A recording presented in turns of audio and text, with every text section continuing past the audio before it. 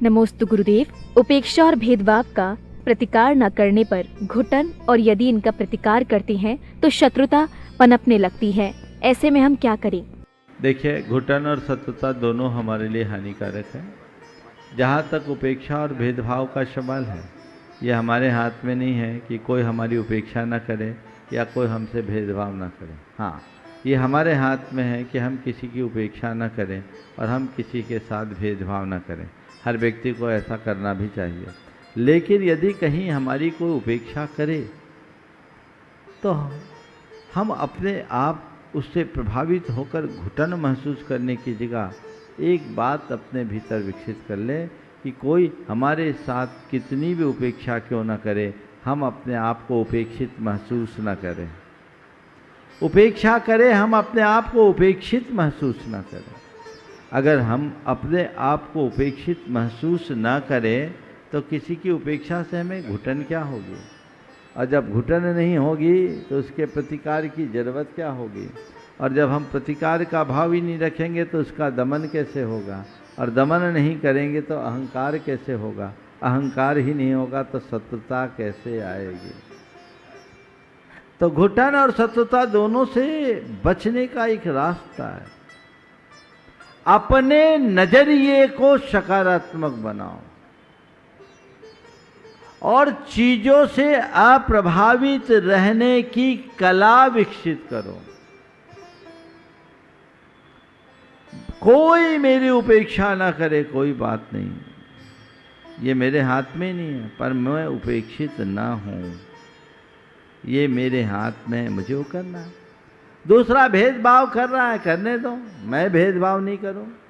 उसके भेदभाव को सकारात्मक रूप से देखो और ऐसा सोचो, शायद मैं इसका पात्र हूं इसलिए मेरे साथ भेदभाव हो, या वो मुझे ज़्यादा सक्षम समझ रहा है इसलिए मेरे साथ भेदभाव।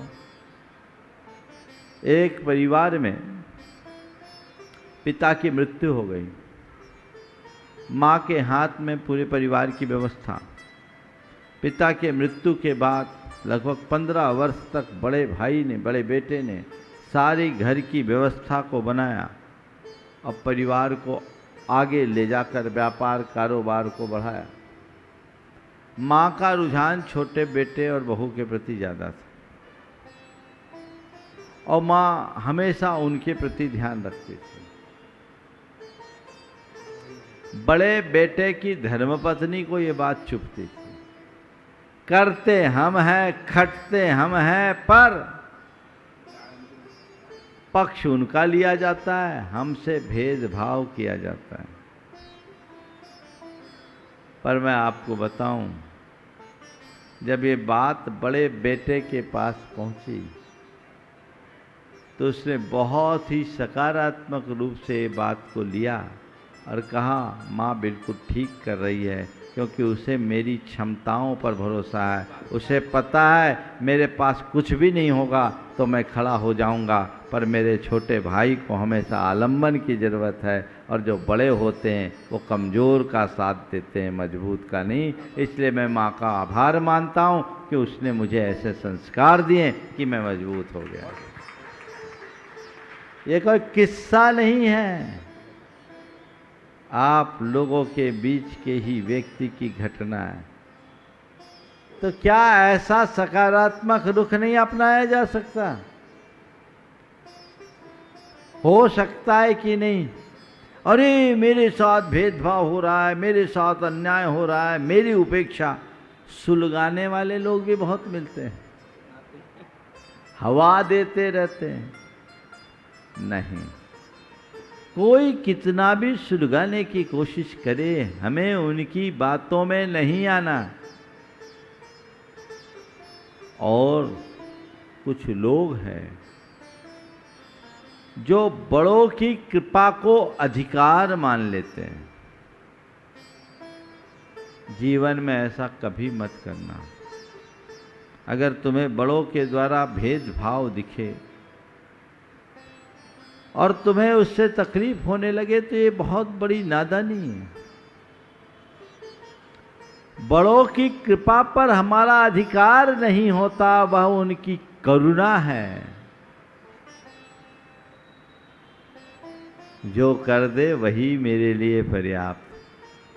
सोच ऐसी होनी चाहिए और जीवन को आगे बढ़ाना चाहिए। एक दूसरा प्रसंग और बोलता हूँ। एक पिता के दो बेटे। पिता खुद एक बड़े अफसर थे।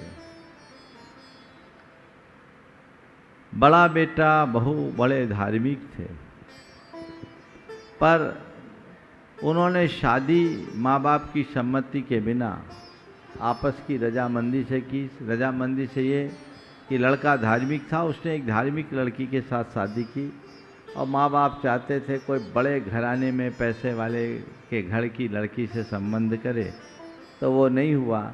बेटे ने आग्रहपूर्वक माँ बाप की सम्मति लेकर अपने पसंद की लड़की के साथ शादी की और दोनों का संबंध बड़ा अच्छा था, जोड़ी भी अच्छी थी। पर माँ बाप को ये बात पची नहीं और इस वजह से माँ बाप का बेटे के प्रति हमेशा उपेक्षापूर्ण व्यवहार रहा। छोटे भाई और उसकी पत्नी के प्रति उनका झुकाव ज़्यादा रहा। और एक दिन कोई बात आई तो पिता ने गुस्से में कह दिया, हम तुम्हें कुछ नहीं देंगे, तुम यहाँ से जा सकते हो। ध्यान से सुनना, हम तुम्हें कुछ नहीं देंगे, तुम यहाँ से जा सकते हो। तत्क्षण बेटे ने अपनी धर्मपत्नी से कहा और दोनों साथ आए। माता पिता के चरण छुए और कहा, पिताजी यदि हमारे रहने से आपको तकलीफ है तो हम इस घर से जाते हैं। आपने कहा हम तुम्हें कुछ नहीं देंगे, हमें इसकी कोई शिकायत नहीं, क्योंकि आपने हमें जो दिया है उसका ऋण हम इस जीवन में चुका नहीं सकते। आपने बहुत दिया, आपने हमें जन्म दिया, जीवन दिया, संस्कार दिया, पढ़ा लिखा कर एक इंजीनियर बना दिया, वो कम नहीं है। आपने जो दे दिया वो बहुत है। बस इतना आपसे चाहते हैं कि आप अपना आशीर्वाद दें कि हम जहाँ जाएं फले फूलें और जब हमारी ज़रूरत हो आप हमें याद करें। दोनों ने दो दो जोड़ी कपड़े अपने ब्रीफकेस में लिए और घर से वैसे ही निकल गए। माँ बाप भी निष्ठुरतापूर्वक उनको जाने दिए। उस समय उस व्यक्ति के जेब में केवल 500 रुपये थे। कुछ दिन अपने मित्र के यहाँ रहा और उसके बाद उसके गुडविल बहुत अच्छी थी, हुनर थी।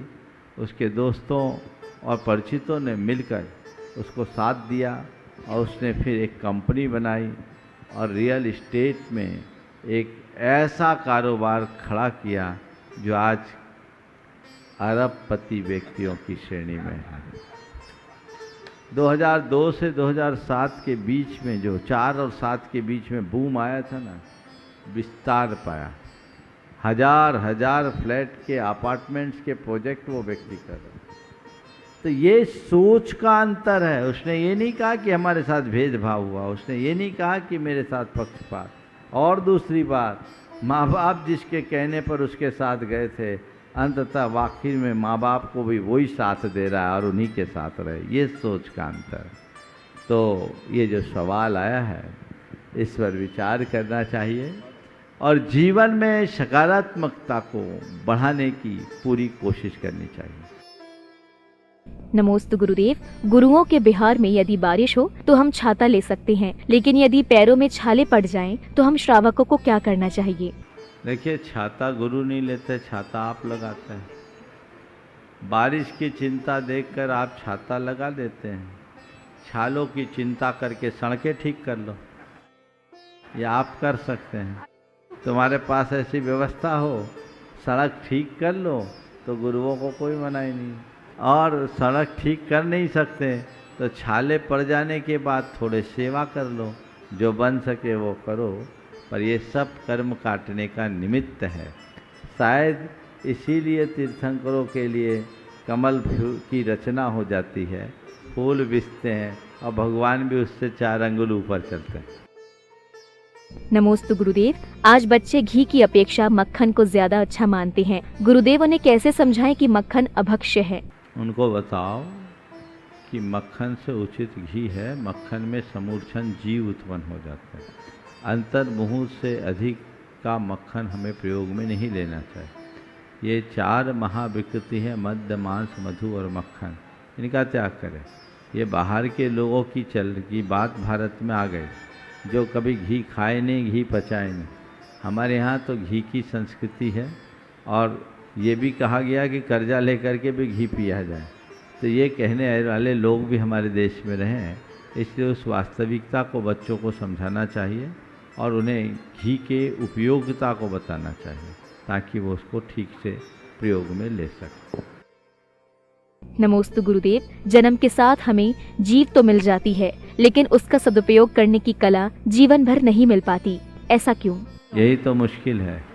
काश हम इसे सीख लें। तो बोलना तो फिर भी आदमी 2 साल में, 1.5 साल में सीख लेता है, पर कैसा बोलना सीखने के लिए पूरा जीवन भी कम पड़ता है। व्यक्ति इस दुर्लभता को समझे और ये सोचे कि जिह्वा कितनी दुर्लभ है, इसका हम सदुपयोग कैसे करें, तो रास्ता ठीक हो सकता है। नमोस्तु गुरुदेव। जीवन में आर्थिक एवं सामाजिक रूप से उतार चढ़ाव होते रहते हैं और उसी अनुरूप मित्रों एवं परिजनों की घनिष्ठता भी बदलती रहती है। तो गुरुदेव, हम अपने मित्रों एवं परिजनों का चुनाव कैसे करें जो बुरे समय में भी अपनी घनिष्ठता बनाए रखें? ये संसार की रीत है। चढ़ते को सब पूछते हैं, उतरते को कोई नहीं। समझ गए? और ऐसे ही व्यक्ति से लोगों की परीक्षा करनी चाहिए, पहचान करनी चाहिए। प्रायः लोग मतलबी भाव से ज़्यादा जुड़ते हैं। हमें व्यक्ति की परख उसके भाव और विचारों की समीक्षा करके करनी चाहिए और ये देखने की कोशिश करना चाहिए कि दरअसल ये व्यक्ति हमारे प्रति दृष्टिकोण क्या रखता है। सच्चे अर्थों में बंधु वही है जो विपद में साथी, और जो विपत्ति में साथ छोड़ दे वो बंधु केवल नाम का है। अगर हम ऐसे लोगों की पहचान करके उनसे सुरक्षित दूरी रखना शुरू कर दें तो ऐसी दुर्घटनाओं से अपने आप को बचा सकें। नमोस्तु गुरुदेव। पिताजी के मरण से पूर्व उनकी इच्छाओं को पूरा ना कर पाने से मेरा मन कुंठित है। गुरुदेव, अब हमें क्या करना चाहिए? देखिए, संसार है, हम क्या नहीं कर सके, अब इसका मलाल रखने से कोई फायदा नहीं। अब हम क्या कर सकते हैं ये सोचना चाहिए। वो तो बीत गया, अब उसके बारे में सोचने से क्या होगा। आपके मन में अपने पिता के प्रति जो निष्ठा है वो प्रशंसनीय। अब कुछ ऐसा करो कि तुम्हारे कृत्यों से तुम्हारे पिता का गौरव बढ़े। जो बन सके वो करने की कोशिश करो। ये तो बहुत छोटी सी बात थी, कोई बहुत बड़ी बात नहीं थी और हर मनुष्य के साथ होती है। और उनके जीवन काल में उन्होंने और बहुत सारी बातें आपसे बताई होगी, की भी होगी, लेकिन आपने उनकी सब इच्छाएं थोड़ी पूरी की। बहुत सारी इच्छाएं अधूरी रह जाती। पर ये जो बातें मन में हैं, अब उन्हें भूलिए। ये अनंत संसार है। संसार में सारे संयोग ऐसे ही बनते बदलते हैं। बीते को विचार कर हमें आगे की सुध लेनी चाहिए और अपने आगे का रास्ता प्रशस्त करना चाहिए। नमोस्तु गुरुदेव। बिल्ली का रास्ता काटना शुभ माना जाता है या अशुभ? एक बार एक व्यक्ति ने मुझसे कहा कि महाराज जी, मैंने सुबह सुबह गधा देख लिया, मेरे लिए शुभ होगा या अशुभ? मुझे सुबह सुबह गधा का दर्शन हो गया, मेरे लिए शुभ होगा या अशुभ? मैंने कहा तेरे लिए जो होगा तू जान, पर उसके लिए तो अशुभ होगा, दिन भर खटना पड़ेगा। समझ गए? तो देखिए, बात ऐसी है, शकुन शास्त्रों में इन सब के विषय में बताया गया है, लेकिन आप सबको बताऊं कि जितना बिल्ली के बारे में बताया है उससे कई गुना कुत्ते के बारे में बताया है। अच्छा है कि आप लोगों को पता नहीं तो चलना मुश्किल हो जाएगा। हमने जब शकुन शास्त्र पढ़ा तो उसमें कुत्तों के बारे में बताया। 1-2 अच्छी बात बताए देता हूँ। तुम कहीं जा रहे हो और सामने से कुत्ता मुंह में रोटी लेकर के आ रहा है तो समझ लो तुम्हारा काम 100% सफल होगा। उल्टे नहीं बताऊंगा, सीधे बता दे रहा हूं।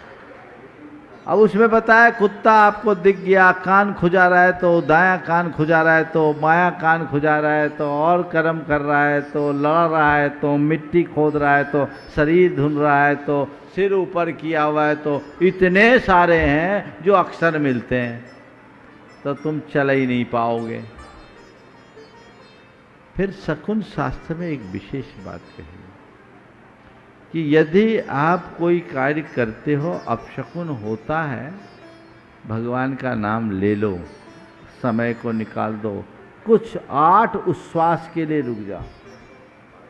8 उच्छ्वास पहली बार अगर हो तो ये चीज़ें हैं जो सहज रूप से चलते रहती है। इनमें लकीर के फकीर मत बनना।